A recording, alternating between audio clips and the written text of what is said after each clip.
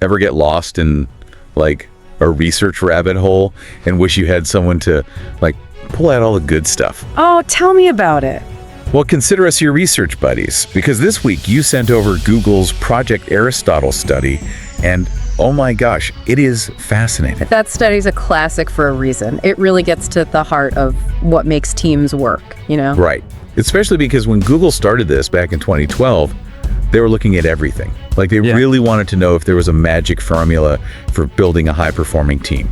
And I think a lot of us assume it's about getting the most talented people in the room. Oh, 100%. Just like stack the deck with superstars and then watch magic happen, right? Exactly. Teamwork makes the dream work, as they say. But the study actually backs that up.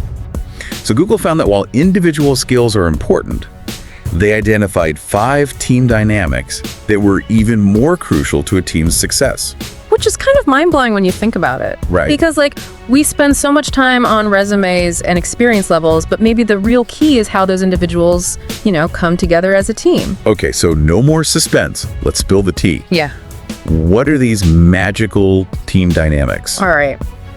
Get ready, because they might seem deceptively simple. Okay. But in order of importance, Google found that psychological safety, dependability, structure, and clarity, meaning, and impact were the biggest factors influencing a team's performance. Okay, there's a lot to unpack there, but I'm already intrigued. Let's break these down one by one. First up, psychological safety. What exactly does that mean in a team setting? It's not like we're like diffusing bombs here, right? No, not quite. Although sometimes it can feel that tense in a team meeting. Right. In essence, psychological safety is about creating an environment where everyone feels safe to speak up, share their ideas, and even disagree without fear of being judged or punished for it. So it's about creating a space where people feel comfortable taking those interpersonal risks. Yeah. Where they can voice their opinions without worrying about like negative consequences. Exactly. Because when people feel like they can be themselves and express their thoughts openly, that's where the real magic happens. You get more creativity, more innovation, and ultimately a more successful team. That makes total sense, but we know that's often like easier said than done. Oh, for sure. How does a team actually cultivate that kind of environment where everyone feels safe to contribute? Well, the good news is Google didn't just identify the problem, they also found some solutions. Okay, good. And that's what makes this study so valuable, right? It's not just theory, it's giving us actionable steps that we can actually take. Love that. But let's save that for part 2. Okay. All right, so we've established that psychological safety is like the secret sauce of high-performing teams. Right. But how do we bottle it? Yeah. What are some tangible things we can do to cultivate this sense of safety in our own teams? Well, it starts with awareness. Okay. It's simply acknowledging the importance of psychological safety and making it a point of discussion within your team can be a huge first step. Okay, so getting everyone on the same page about what it is and why it matters. Exactly. From there, you can start to implement some practical strategies. The study actually highlighted a few specific tactics that teams can use. Okay. One that I find particularly effective is called ABC communication. Oh, yeah, I love this one. It's so simple yet so powerful. For our listeners who haven't heard of it, ABC stands for always be curious. It's about shifting from a place of judgment to a place of inquiry. Precisely. Instead of immediately jumping to conclusions or assigning blame, encourage your team to approach situations with curiosity. Ask questions, seek to understand different perspectives, and really listen to what others have to say. It's like that old adage, seek first to understand, then to be understood. But how do we actually put that into practice? Do you have any examples of what this ABC communication might sound like in a real-world setting? Absolutely. Imagine a team member misses a deadline. Instead of saying, "Why is this late?" you might try, "Hey, I noticed the deadline passed for this task. Is there anything I can do to help get us back on track?" Ooh, I like that. Right. It's a subtle shift, but it makes a world of difference. Right. It shows that you're approaching the situation with empathy and a desire to help, rather than pointing fingers. Exactly. And that can make all the difference in creating a space where people feel safe to share challenges and ask for help when they need it. Another strategy the study highlighted is the power of private check-ins.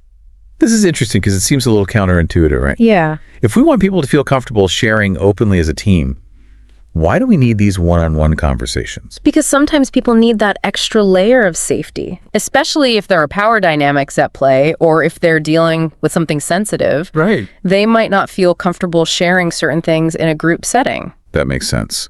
So these private check-ins are about ensuring everyone has a voice, even if they're not always comfortable speaking up in a larger group setting. Absolutely. It gives individuals a chance to be heard to share their thoughts and concerns without fear of judgment. And often you can then take those insights and, with their permission, share them anonymously with the team, which can help build collective understanding and empathy. Okay, so we've got ABC communication, private check-ins. Those are some really solid tactics for fostering psychological safety. But remember, that was just the first of the 5 key dynamics from Google's research. Right. What about the other 4? Let's move on to the next one on the list. Yeah. Dependability. This one's pretty straightforward, right? Dependability is all about being able to rely on your teammates, knowing that they'll follow through on their commitments and pull their weight. Right. It's about trust and accountability, knowing that you can count on each other to deliver. But how do you actually measure something like that? It's not like you can just check a box that says, yes, this team member is dependable. You're right. It's not always about tangible metrics. It's about establishing clear expectations, having open communication about workloads and deadlines, and fostering a culture of mutual support where people feel comfortable asking for help when they need it. So it's not just about individual responsibility, but also about creating an environment where people can rely on each other and support each other's success. Exactly. It's about recognizing that we're all in this together and that everyone's contributions are valuable.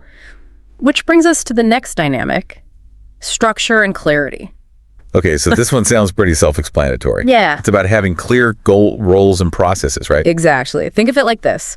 If psychological safety is about creating a space where people feel safe to take risks, structure and clarity are about providing the guardrails that keep those risks from turning into chaos. So structure and clarity are like the project management side of teamwork. Yeah. Like without them, even the most psychologically safe team can get lost in the weeds. Exactly. You need that roadmap, right, to success. And it goes beyond just having a plan. It's about making sure everyone understands the plan, their role in it, and how their work contributes to the bigger picture. Which brings us to the next dynamic, meaning.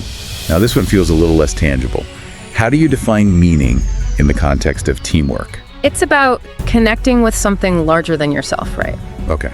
In a team setting, it's about feeling like your work has purpose, like it's contributing to something valuable and worthwhile. So it's not just about checking boxes on a to-do list. Right. It's about like feeling invested in the outcome, believing in the mission of the team.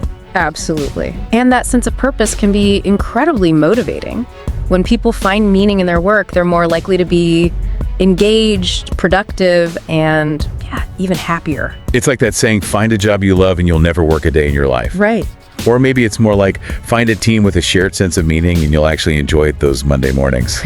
Exactly. And finally, we have impact. Okay. This one seems pretty self-explanatory, but what does impact look like in the context of a team? I'd imagine it's about seeing the tangible results of your efforts, right? Yeah. Knowing that your work is making a difference. Exactly. It's about feeling a sense of accomplishment, knowing that your contributions have moved the needle, whether it's hitting a major milestone, solving a challenging problem, or honestly just making someone's life a little bit easier. So to recap, we've got these 5 key dynamics that Google's Project Aristotle found were crucial for team success.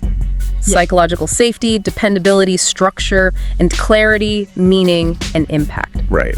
And while they might seem like simple concepts, they're incredibly powerful when put into practice. Absolutely. And the beauty of this research is that it gives us a framework, right, for building stronger, more effective teams. By focusing on these 5 areas, we can create an environment where everyone feels valued, supported, and empowered to do their best work. And isn't that what it's all about? Yeah. Creating teams that don't just function, but thrive. Exactly. It's about recognizing that the whole is greater than the sum of its parts. Yeah. And that by investing in the human element of teamwork, we can unlock incredible potential. Well said. Well, it seems we've reached the end of our deep dive into Google's Project Aristotle. But before we go, I want to leave our listeners with one final thought. If there's one thing to take away from this study, is that building a high-performing team is not about finding a group of superstars. It's about fostering an environment where everyone feels safe to shine.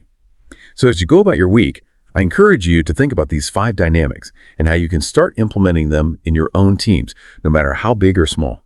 Because at the end of the day, teamwork makes the dream work.